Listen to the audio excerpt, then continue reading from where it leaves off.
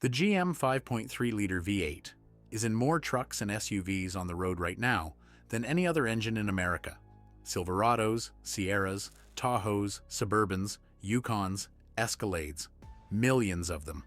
And there is a design flaw built into every single one of these engines from 2007 all the way through 2025 that is destroying them from the inside. GM knows about it. Dealers know about it. And nobody is telling you until the repair bill hits your windshield at $5,000, $6,000, $7,000. I've been pulling these engines apart for decades up here in the mountains, and what I'm about to show you is going to make you furious if you own one of these trucks. The number one killer of the GM 5.3 V8 is something called active fuel management. GM calls it AFM. On older trucks, they called it DOD, displacement on demand. On the newer 2019 and up trucks, they call it DFM, dynamic fuel management. Different names, same concept, same disaster. Here's what it does.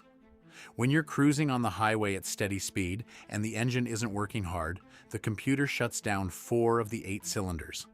Cylinders 1, 4, 6, and 7 go dead. The idea is that running on 4 cylinders saves gas. And on paper, it does. GM says it improves fuel economy by about 5 to 7%. That's maybe 1 or 2 miles per gallon on a good day. But here's what they didn't tell you. The system that shuts down those 4 cylinders uses a special type of hydraulic lifter called a DOD lifter. These lifters are more complex than standard lifters. They have an internal locking mechanism controlled by oil pressure. When the engine computer tells the system to deactivate a cylinder, oil pressure is sent to the lifter through a component called the VLOM, the valve lifter oil manifold, which sits in the valley between the cylinder heads.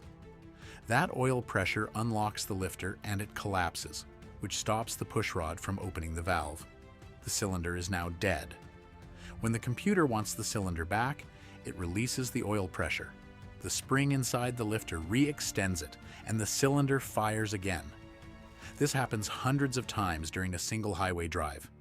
Lock, unlock, lock, unlock, over and over again. Think about that for a second. You drive 30 miles to work on the highway, the system cycles those lifters dozens of times. You do that 5 days a week, 50 weeks a year.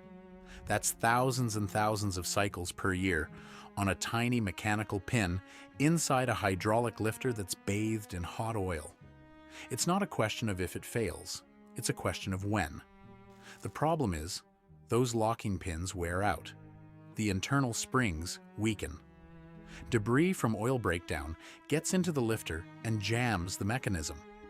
Eventually, the lifter either stays collapsed when it should be locked, or it doesn't collapse fully when commanded. Either way, you get a misfire. And here's how you know it's an AFM lifter and not something else. The misfire codes will only show up on the deactivation cylinders. P0301 is cylinder 1, P0304 is cylinder 4, P0306 is cylinder 6, P0307 is cylinder 7. If your misfire codes are only on those 4 cylinders, and cylinders 2, 3, 5, and 8 are clean, that's not an ignition problem. That's not a fuel injector. That's a lifter. And if you keep driving on it, the collapsed lifter will chew up the camshaft lobe that rides on top of it. Metal shavings go into the oil. The oil carries that metal through the entire engine. Now you're not looking at a lifter replacement. You're looking at a full top-end rebuild. Lifters, camshaft, possibly heads, and an oil system. Flush. I've seen repair bills go from $3,000 to $8,000 because someone drove an extra 2 weeks after the tick started. A neighbor of mine brought me his 2017 Silverado last spring. It had been ticking for about 10 days. He figured it was no big deal, just a noisy lifter. He'd get to it when he had time. By the time he pulled into my yard, the cam lobe on cylinder 4 was completely wiped, flat as a pancake. The lifter had ground it smooth. Metal shavings everywhere in the oil pan. What would have been a $2,500 lifter swap turned into a $6,000 nightmare because he waited 10 days. The dealer fix for this is to replace all 16 lifters, both the AFM lifters and the standard ones, because if one has failed, the rest are on borrowed time. On the 2007 to 2018 trucks, they also recommend replacing the camshaft with a non-AFM camshaft and doing an ECM retune to permanently disable the AFM system. This is called an AFM delete. The parts for a full AFM delete kit run about $300 to $500 from companies like Texas Speed or BTR. The labor is where it kills you. It's 20 to 23 hours of shop time. At $150 to $170 an hour, you're looking at $3,000 to $4,000 just in labor. Total bill for a proper AFM delete with a new cam and tune is anywhere from $4,000 to $6,000 at a shop. If the camshaft is already damaged, add another $1,000 to $2,000 on top of that. GM dealers have been quoting people $8,000 to $9,000 for this job, and some are pushing customers toward a full crate engine replacement at $12,000 to $15,000. For a design flaw that GM put in the engine to save you 1 mile per gallon. There is a cheaper option if you catch it early. A device called an AFM Disabler plugs into your OBD2 port and sends a signal to the engine computer that keeps all 8 cylinders firing at all times. It doesn't delete the physical AFM hardware. The DoD lifters are still in there, but it stops the system from activating them. The most popular one is the Range AFM Disabler, which runs about $300. The idea is that if the lifters never cycle through the lock-unlock routine, they last much longer. It doesn't undo damage that's already happened, but it can prevent future failure. The downside is, your fuel economy drops by that 1 to 2 miles per gallon that AFM was saving you. A guy up the road from me has a 2016 Sierra with 140,000 miles. Put the Range Disabler in at 60,000. Never had a lifter problem. His buddy with the same truck didn't, and he's on his second set of lifters at 110,000. That Disabler paid for itself about 50 times over. Now some people ask if the Disabler voids the warranty. Technically, the device itself doesn't modify any hardware. It plugs into the diagnostic port and sends a software signal. Most dealers won't even know it's there unless they go looking for it, and you can unplug it in 2 seconds before a service visit. But even if the warranty is a concern, do the math. A new set of lifters and a cam is $5,000 to $7,000. The AFM Disabler is $300. Even if you lose a warranty claim, you're still way ahead. And the reality is, GM's warranty doesn't cover lifter failure on most of these trucks anyway, because they're past the powertrain coverage by the time the lifters go. The second biggest problem with the 5.3 is oil consumption. The 2007 to 2013 engines are the worst for this. Owners report burning a quart of oil every 1,000 to 2,000 miles. GM's official position is that 1 quart per 2,000 miles is within normal range. That's insane. You shouldn't be adding oil between changes on a truck with 50,000 miles. I had a guy bring me a 2012 Tahoe with 62,000 miles on it, and the oil was a full 1.5 quarts low at the 3,000 mile mark. No visible leaks anywhere. No drips on the driveway. The oil was just vanishing, going straight into the combustion chambers and out the tailpipe as blue smoke. There are 3 reasons this happens, and all 3 are connected to the AFM system. First, the PCV valve design on these engines allows oil vapor to get pulled into the intake manifold under certain driving conditions, especially highway deceleration. On the 2014 to 2020 trucks, GM integrated the PCV valve into the driver's side valve cover, and when that internal baffle system fails, it starts sucking liquid oil straight into the intake. The fix is a new valve cover with an updated baffle design, part number 112692546. That's a $20 to $40 part, and it takes 30 minutes to install. Second, the valve stem seals on high-mileage engines wear and allow oil to seep past the guides into the combustion chamber. You'll see blue smoke on startup, that clears after a minute. Third, and this is the big one, the piston ring design on the Genvo 5.3 does a terrible job of controlling oil on the cylinder walls, especially on the AFM deactivation cylinders. When those 4 cylinders deactivate, the valves close but the pistons keep moving. Oil accumulates on the cylinder walls because there's no combustion event to burn it off. When the cylinders reactivate, all that oil burns at once. GM acknowledged this in multiple technical service bulletins, including PIP 5382. There were class action lawsuits filed over this issue. If your 5.3 is burning oil and it's a 2007 to 2013, start with the PCV valve or valve cover. If that doesn't fix it, you're looking at valve seals and potentially a ring job, which means pulling the engine. At that point, most people do the AFM delete at the same time since the engine is already apart. The third problem is carbon buildup on the intake valves. The 2014 and newer 5.3 engines use direct injection, where fuel is sprayed directly into the cylinder at high pressure instead of through the intake port. The advantage is better fuel efficiency and more power. The disadvantage is that fuel never washes over the backside of the intake valves. On a traditional port injection engine, gasoline constantly flows over the intake valves and acts as a cleaning solvent, washing away carbon deposits. On a direct injection engine, there's nothing cleaning those valves. Oil vapors from the PCV system and exhaust gas from the EGR system coat the intake valves with a thick layer of carbon over time. By 80 to 100,000 miles, the carbon buildup can be severe enough to reduce airflow into the cylinders, causing rough idle misfires, reduced power, and poor fuel economy. A walnut blasting service to clean the valves costs $400 to $600 at a shop.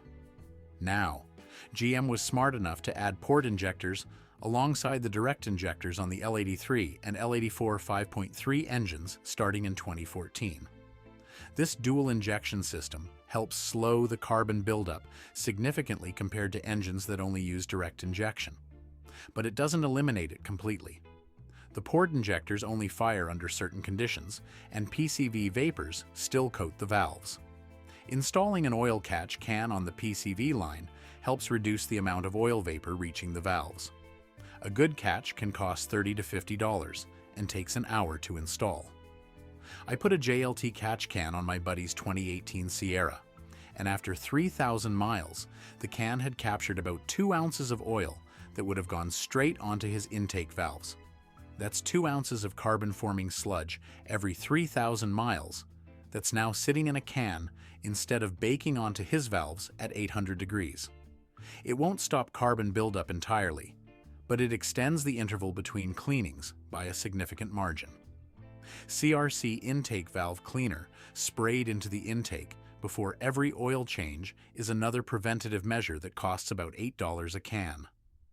The fourth problem is timing chain stretch. The factory timing chain on a 5.3 V8 is good for about 150 to 200,000 miles under normal conditions. But if you've been running low on oil because of the consumption issues, or if you've been stretching oil change intervals past 5,000 miles on conventional oil, the chain wears faster. The timing chain connects the crankshaft to the camshaft and keeps the valves opening and closing in perfect sync with the pistons. When the chain stretches, the timing drifts.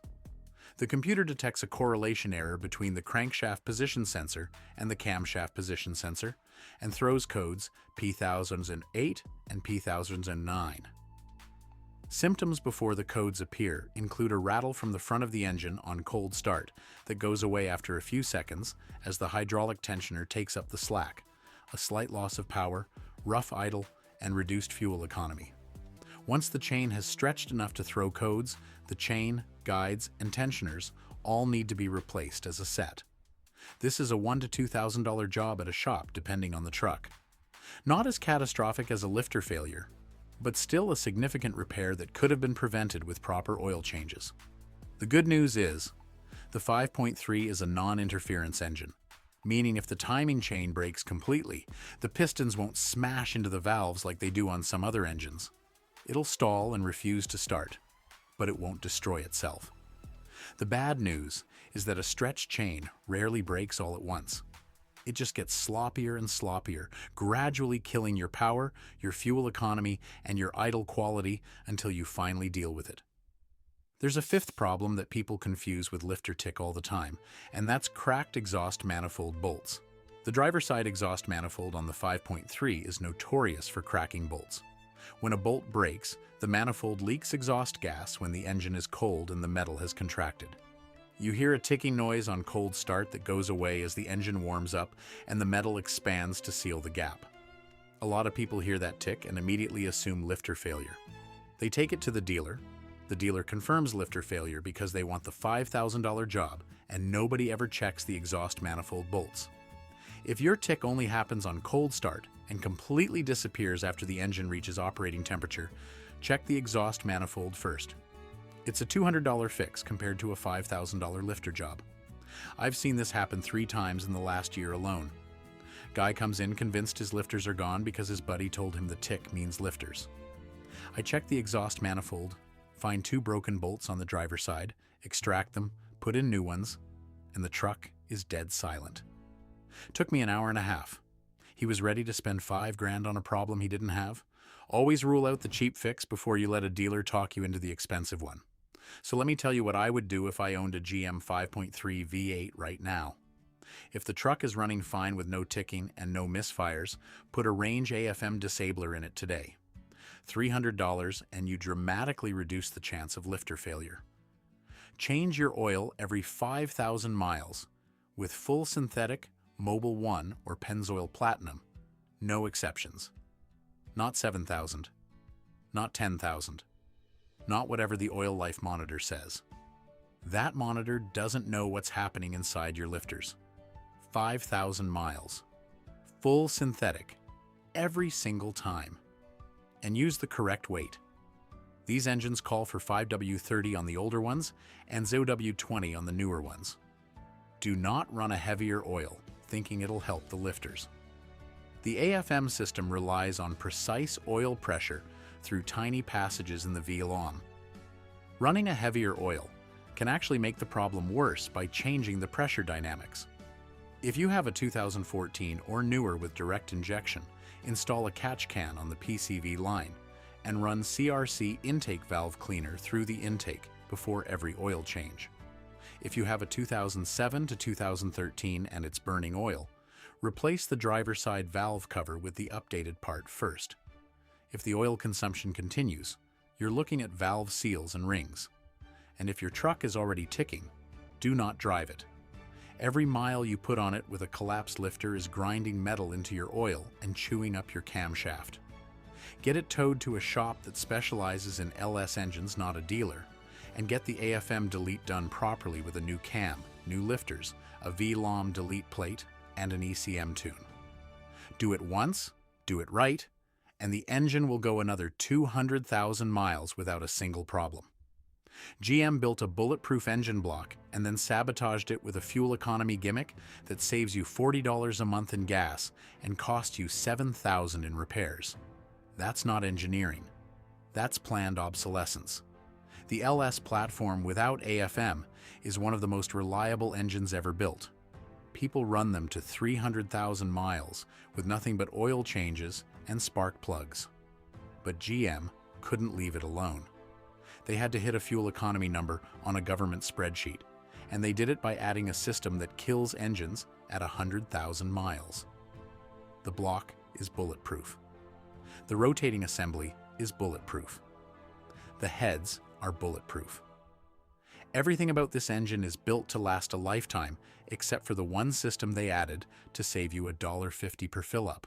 And now you know exactly what to do about it. Exactly.